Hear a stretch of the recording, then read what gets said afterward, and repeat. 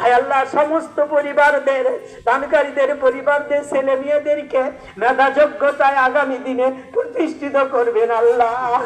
হায় আল্লাহ তাআলা অনেক বান্দারা অত্র মাদ্রাসার রশিদ বই নিয়ে সবার দ্বারে দ্বারে ঈদের দিনে যায়, সবাই ঈদের আনন্দ করে।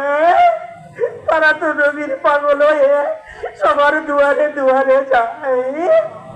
আয় আল্লাহ কিয়ামতের ময়দানে এই পরিশ্রমের ফলশ্রুতিতে নাজাতের জরিয়া বানিয়ে দিন আল্লাহ। তাদের কবরগুলি জান্নাতের টুকরা বানিয়ে দিবেন আল্লাহ। কবরগুলি কোরআনের খাদেমের কবর বানায়া দিবেন আল্লাহ। পরিশেষে আর্য জানাই, হাজী সাহেব একটু দেরি হয়ে গেলে হায় আল্লাহ পাশি গরু চড়াইতো, গাভী চড়াইতো, ইশারায় ডাক দিয়ে নিয়ে মাদ্রাসায় টাকা দিত রে আল্লাহ। সেই হাজী সাহেব আমাদের মাহফিলের দিনে 1 লক্ষ টাকা আমাদের মাদ্রাসায় দান করে গেছে। পৃথিবীর কেউ খাইতে পারবে না, কোন সরকার কোন দুর্নীতি টাকাতে করতে পারবে না। অত্র টাকার যা বরকত হবে এই মাদ্রাসায় পেয়ে যাবে। দোয়া জানাই হাজী সাহেব আজ কবরে দেশে রয়েছে।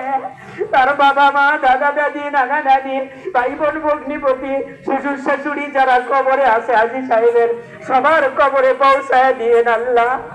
রেখে যাওয়া জামাই, কন্যা, নাতিপুতি যে যে আছে সকলকে নেক হায়াতের সাথে সুস্থতা, ইমানে, আয়াতে বরকত দিবেন আল্লাহ। পরিশেষে আর্য জানাই, এই অতমার কতদিন এলাকায় থাকবে আয় আল্লাহ? এই অতমার কতদিন থাকবে? বাড়িতে কি যাব না আয় আল্লাহ?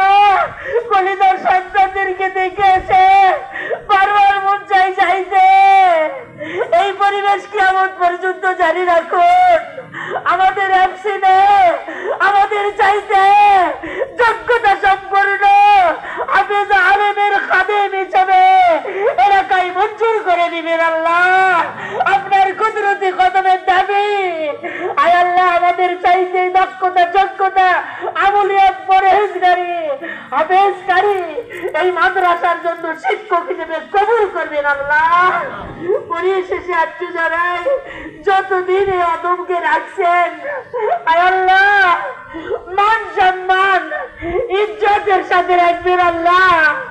কোন বিষয় যেন এই গুণাগার বেয়াজ্জতি নাও হয়, নাও কে থাকবো তবুও যেন বেয়াজ্জতি না